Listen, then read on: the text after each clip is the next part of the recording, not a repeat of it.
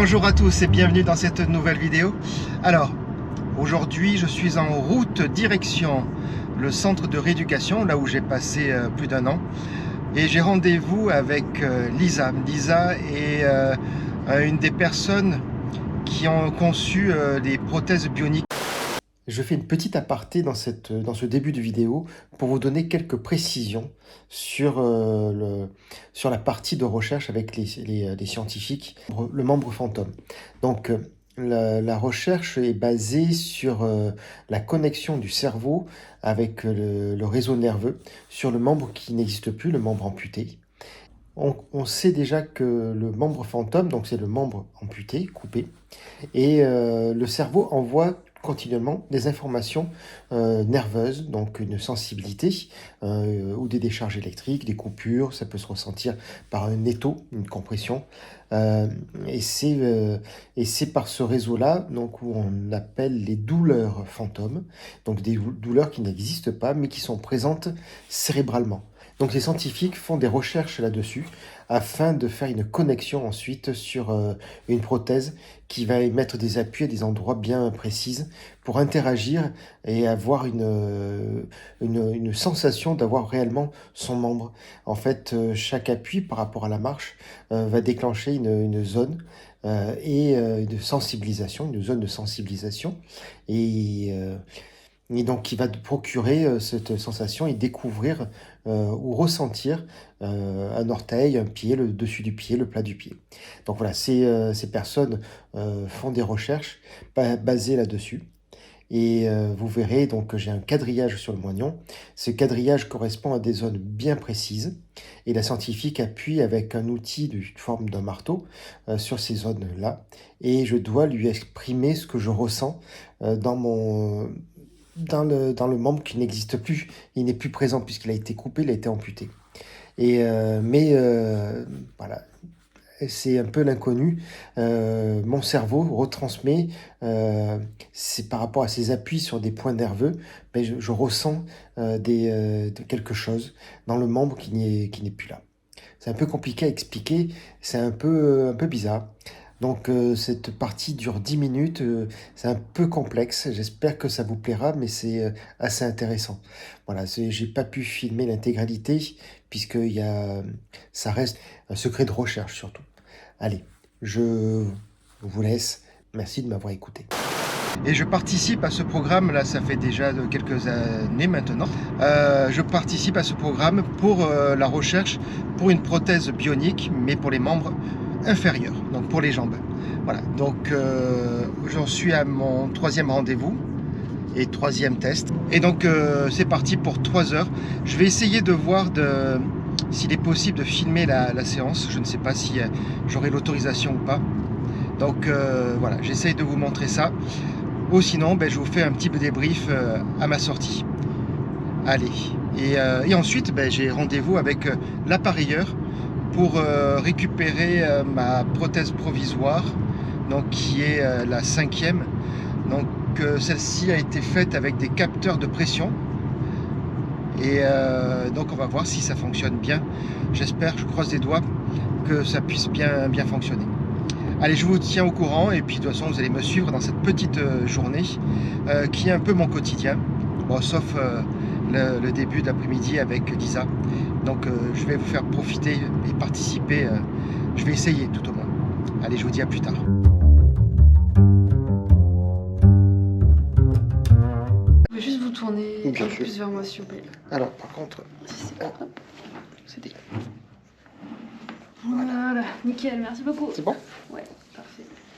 Et j'ai rencontré, on a fait beaucoup d'expositions, je m'intéresse beaucoup à la mobilité fantôme en fait. Oui. Et donc on a rencontré entre-temps 126, peut-être maintenant plus de personnes amputées de bras. Et il y avait une personne qui m'a particulièrement marquée qui disait que, je pense qu'il avait 40 ans maintenant. Il était amputé à 18 ans par un accident et il a eu des douleurs atroces, mais atroces. Et donc il a fait tout ce qu'il a pu pour trouver pourquoi. Il y avait un dossier gros comme ça. Et en fait, ces expériences, je fais souvent à Nancy. Et donc, c'était à Nancy. Et au bout du moment, il est arrivé à Nancy avec tout son dossier. Et il l'a mis sur la table et il a dit, s'il vous plaît, je ne sais plus quoi faire. Ça me pourrit la vie. Bon, il s'est quand même marié, il avait des enfants, mais il avait des traits tirés. Enfin, c'est horrible. Ah oui, la douleur, ça empêche de vivre. Vraiment, jour et demi tout le temps. Enfin, vraiment horrible. Donc, il essayait de faire sa vie, mais il n'arrivait pas à s'en débarrasser. Et en fait, il a rencontré donc, le médecin qui a étudié son dossier. Et quand il est revenu, il a dit, monsieur, c'est dans votre tête. Vraiment, c'est dans votre tête. Oui. Donc il a dit, ok, si c'est dans moi. Donc au début il a un peu ouf, il dit non, mais ça ne veut pas dire qu'il faut le simuler, mais la douleur, elle est créée dans votre tête, il n'y a aucune raison d'avoir des douleurs. Donc du coup il est rentré, il a dit, ok, si c'est comme ça veut dire que je peux l'enlever. Donc il a arrêté tous les médicaments qui marchaient qu'à moitié de toute façon, et il a commencé à se concentrer sur cette douleur, mais de façon style, je te veux pas, je vais t'ignorer, Et au bout de quoi, 6-7 mois, plus de douleur. Ouais. Et de la même manière, j'ai vu qui a vu le même médecin, une femme qui était dans le même cas, qui est tellement en colère qu'elle n'est plus jamais revenue voir ce médecin. Et elle nous a dit pendant la discussion, mais vous vous rendez compte qu'il dit que je suis folle, que c'est moi qui crée la douleur. Elle a pris complètement... c'est ça, il faut l'accepter. C'est ça. Il y a l'acceptation de tout ça. Et lui, il a dit, mais si quelqu'un m'avait dit ça dès le début, qu'est-ce que j'aurais pu faire? Ça aurait été 10 ans de ma vie, mais 12 ans de ma vie complètement...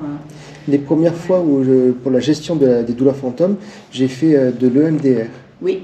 Donc une sorte d'hypnose. Et... avec des mouvements des yeux. Voilà. Et dès la première séance, 24 heures après, je n'avais plus aucune sensation de douleur fantôme.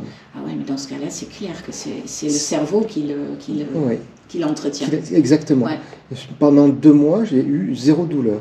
J'ai eu une retouche de la cicatrice puisque j'avais un parasite. Enfin, il fallait me réouvrir et puis recouper et enlever une partie nécrosée. Ça a été une boucherie.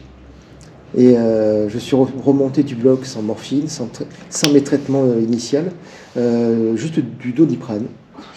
Et je suis resté comme ça jusqu'au lendemain matin. Donc j'ai passé une nuit horrible et j'ai juste fait de la relaxation avec de la musique de relaxation. Et comme m'avait montré la psychiatre qui m'avait fait le MDR, et j'ai réussi à soutenir cette douleur. Je ne peux même pas la décrire tellement que c'était énorme. Et je suis ressorti de l'hôpital pour revenir ici. J'ai demandé de suite à refaire une nouvelle séance de MDR parce que les douleurs fantômes sont revenues à la puissance 10, mais encore plus intense que la première fois. Il m'a fallu 2-3 séances pour arriver à les atténuer, on va dire, de 60%. Mais malgré tout, aujourd'hui, je les ai encore. Et en fait, alors que vous étiez débarrassé complètement. Ouais. Et là, ça fait combien de temps que vous avez eu cette deuxième opération Décembre 2020. Ah oui, quand même, ça fait déjà presque 3 ans. Ouais.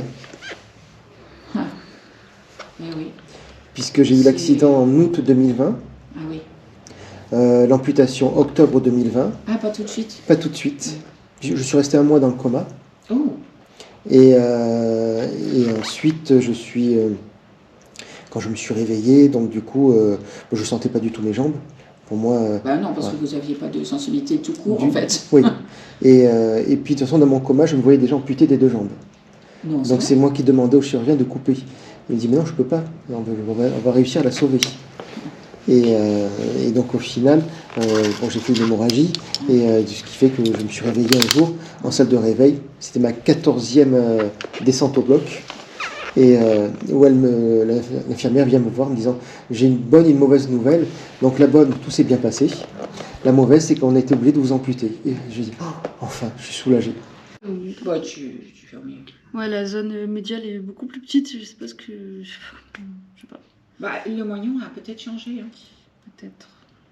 Peut-être que ça a bougé un peu, ça a remonté peut-être un peu aussi. Peut-être. Moi, je trouve qu'il a Il a diminué un peu de diminué, volume. oui. Ouais. Oui. Puisque justement, Ok. je suis en train de refaire l'emboîture. D'accord, ok. Et entre le Ouais, moment je où on trouve s'est qu'il a, vu il a vachement diminué. et aujourd'hui, j'en suis à la 2e emboîture. Ok, je comprends mieux. Voilà. Oui, je pense que Ouais. ça... Les zones sont un peu plus je petites et regarde. tout, Oui. je vois, ouais. Ouais. Ok. Vous êtes ok pour que je prenne en photo Oui, oui, bien sûr. Vous pouvez le lever. Merci. Bah, Il faut du coup, avant que je commence, qu'on fasse un point sur ce que vous ressentez là actuellement au niveau du membre fantôme. Oui. Donc, est-ce que là, par exemple, vous sentez votre membre fantôme? Oui. Oui. Quelle partie vous ressentez? Est-ce qu'il y a le pied, les orteils ou pas? Ah, toujours pareil, les orteils, je ne les ressens pas. Et je ressens toujours le pied. Parce que les orteils, on les avait, il me semble, la dernière fois. Quand on touche. Ah oui, Ouais. c'est ça. Mais Ok. après, je ne peux pas les bouger. Oui, non, Ouais. ok. Là, on va rien bouger du tout, c'est en statique. Ouais. Ok, ça marche. donc, concernant les sensations fantômes, Je vais ressentir tout le dessus, Ouais. tel que c'est là. dessus du pied. Toute la cheville, là, toute l'articulation. Ok. Mais pareil, je ne peux pas lever le pied. Ça, je n'y Non, arrive ouais, pas. on ne fait pas les C'est, mouvements, on fait vraiment pas les mouvements. C'est, Simplement, et ensuite, les parties sont présentes. et après, je vais sentir ça. Le Cette bas partie-là. de... Ouais. C'est bien. Oui. Est-ce que vous avez l'impression de sentir la voûte plantaire, le dessous du pied? Comme ça, non. Une enveloppe, en fait. Ouais. Ouais. C'est comme si il y avait ici, c'était une enveloppe qui prend toute cette partie-là. Et en fait, tout est englobé. Ok. Le talon, il y est par hasard? Mais si je le bouge, oui, je sens. Mais sans bouger, si je ne bouge pas, Sans bouger. je vais. Il y est, mais je vais pas dire oui. Je le ressens. Alors, ça peut être une simple présence, c'est-à-dire qu'on a l'impression qu'il y a quelque chose à l'endroit où est censé être le tendon, dans le sens où c'est pas vide, il n'y a pas un trou de rien du tout, quoi. Et dans ce cas-là, on peut considérer que le talon est présent sans qu'il y ait des choses particulières qui se passent dans le talon. Comme votre Comme- main. Oui. Ça picote pas, ça fait rien, mais je le sens quand même. Ouais. Oui. Est-ce que c'est ça ou est-ce Oui. que c'est rien? Oui. Non, je sens une enveloppe en fait. Ok. Mais après dire que c'est le talon en lui-même, je pourrais pas dire. Pareil pour la voûte plantaire, je vais pas dire. Vu que j'ai pas de contact, je peux pas déterminer exactement ce que je ressens. Je sens l'enveloppe, mais Ouais. pas le. Ok. J'ai du mal à l'expliquer. hein, Non, mais on trouve que vous comprend le dites très bien, globalement. vraiment. Cette image de couverture, donc c'est par fourmillement ou c'est par simple présence, comme le membre? Alors, Petit je l'ai en 2 fois. Des petits fourmillements, Ouais. comme quand on se cogne là, Ouais, bien le sûr. coude, là, ça fait. le nerf urinaire, voilà. Donc ça, je le ressens. Donc ça, par contre, là, si je on parle de ça, de ces fourmillements, je sens jusqu'entre mes orteils. Ah voilà. Et après, je vais sentir le dessus, toujours pareil dans les fourmillements. Je vais sentir, beaucoup au niveau des orteils, entre les orteils, le dessus, derrière le talon. Derrière le talon, c'est-à-dire Ici, ouais, Ok. ici. J'allais dire le talon d'Achille, je sais pas. Ouais, au niveau Ouais. tendon d'Achille. Oui, ouais, tendon c'est ça. d'Achille. Et après, je vais sentir comme un flux qui est le long là. Ok. Voilà. De fourmis, un flux de fourmis Oui, ou un courant comme un courant plutôt. Un courant, Ouais. Un courant dans la partie tibia, du coup. Oui. Ok. Et vous avez parlé du tendon d'Achille, c'était des fourmis dans le tendon d'Achille? Enfin, au niveau de l'arrière. Sur le tendon d'Achille, c'est non, pareil, c'est C'est le courant aussi. le courant aussi.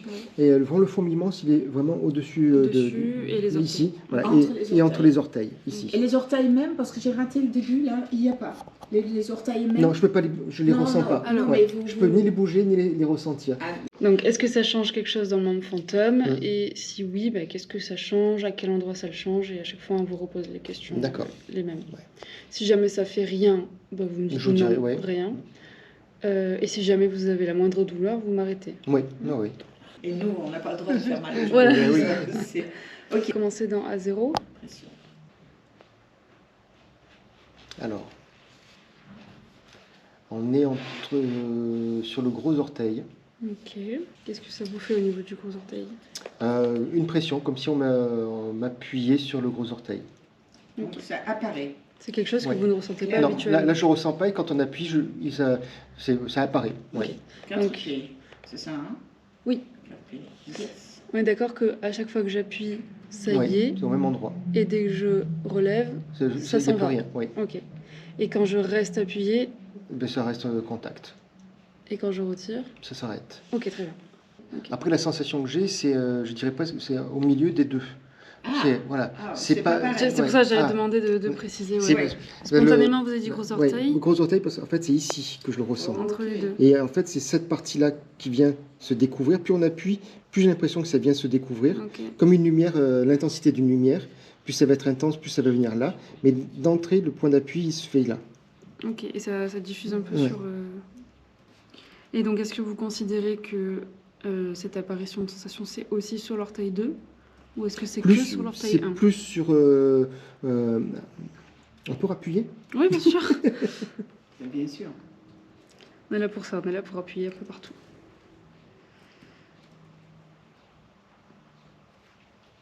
Non. Alors, c'est ici, et ça va venir prendre le contour ici.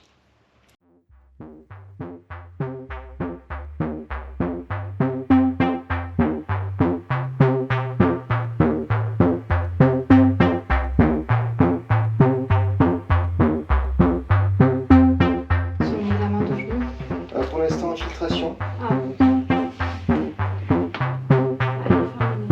Très, très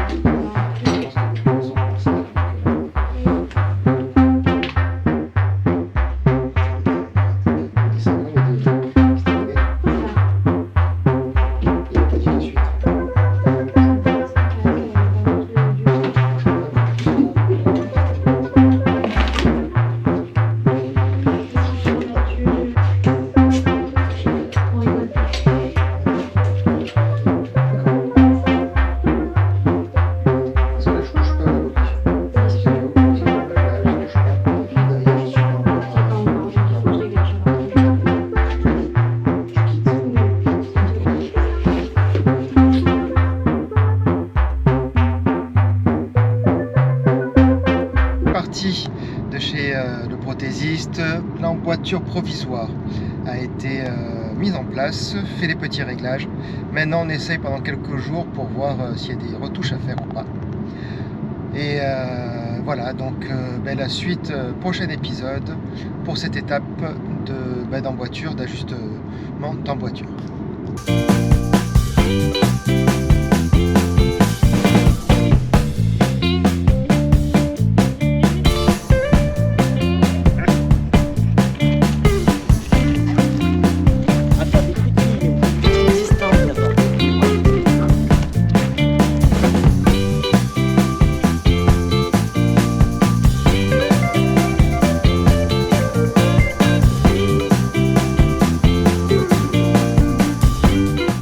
Bon et voilà, c'est la fin de cette vidéo. Donc fini avec de belles images avec Ulan, donc en promenade. Ça a été une journée très fatigante, éprouvante. Ça a été vraiment très compliqué. La séance avec les chercheurs, plus de 3 heures, presque 4 heures à se concentrer, à ressentir un peu des douleurs, hein, des décharges électriques sur quelque chose qu'on n'a plus. Donc difficile à gérer. Et ensuite, la séance avec le prothésiste pour chercher les appuis. Voilà, ça m'a un peu fatigué. Donc voilà. Bon, c'était une vidéo un peu différente des autres, mais qui complète un petit peu mon parcours de nouvelle amputée, de nouvelle polytrauma sévère. Savoir, donc, je vous rappelle, sur les 4 membres, je n'ai qu'un seul qui fonctionne bien. Donc voilà, ça résume un petit peu l'affaire. Bref, donc tout ça pour vous dire à bientôt. N'oublie pas de t'abonner si tu veux continuer à suivre l'évolution. Des petites nouvelles de Marius au fait, ouais, parce qu'il n'est pas là. Ouais, c'est tout vide là derrière. Ouais, c'est bizarre, hein. Bon, il y a toujours la cuve, hein, mais c'est bizarre de ne pas le voir. Donc, des nouvelles de Marius. Apparemment, ça viendrait de la pompe à essence. Donc, la pompe a été commandée. Voilà, on attend que JC attend qu'elle arrive. Entre-temps, lui, il a reçu des containers avec un nouvel arrivage de vannes. Donc, il s'occupe de tout ça. Puis, dès qu'il a reçu pour moi la pompe, il m'a dit qu'il me tenait au courant. Mais voilà, je sais qu'il va faire au plus vite de toute façon, comme à son habitude. Et que je vais pouvoir vite le récupérer. Et avec Nat, pouvoir continuer un peu nos voyages. Entrecoupé, bien sûr, hein, puisqu'il y a toujours un peu de la rééducation au milieu. Donc voilà. Bref, je vous dis à bientôt. N'oublie pas de t'abonner, mettre un petit pouce, voilà, un petit commentaire aussi. Et à bientôt pour une prochaine vidéo. Ciao.